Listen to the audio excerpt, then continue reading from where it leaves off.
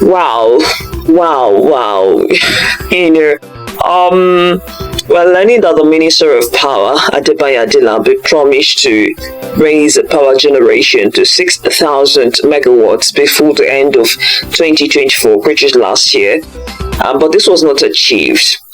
On March 5, Adelabu reviewed, according to what the Punch is saying, that the power generation increased to a new high of 6,003 megawatts due to the Band 8 tariff increase, with an assurance that this would get to 7,000 megawatts.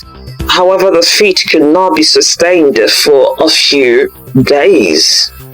Nothing to see here actually, except the usual promise and fail. The minister took it upon himself to promise a rise in power generation or a rise in generation capacity.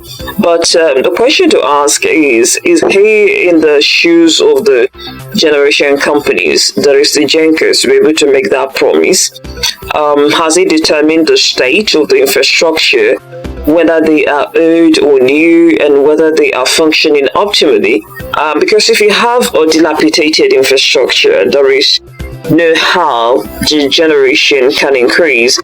It's like expecting a worn-out car or a worn-out machine to function as it should when there are certain parts that need to be fixed or even totally replaced. Let's not also forget that this infrastructural gap cuts across to even the transmission company of Nigeria and the distribution companies, not just the Gencos.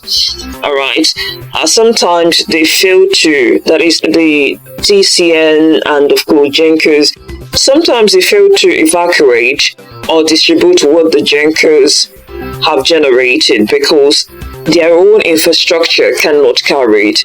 Either the infrastructure is worn out or needs some sort of overhaul. That's why you have something like shedding loads. They will give them some megawatts of electricity and they return it back to generation companies. Alright, so these are the issues when it comes to infrastructural deficit. Besides, can the minister also determine the level of gas supply to the Gencos?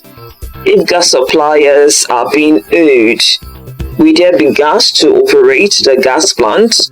Or if there is vandalization of gas pipelines, where will you get gas to supply to the Gencos? The hydro plants as well, is there enough water at the dams? You will get stories of dry season and there is not enough water, and the hydropower plants cannot function. Let's not also forget the 4 trillion naira debt being owed Gencos.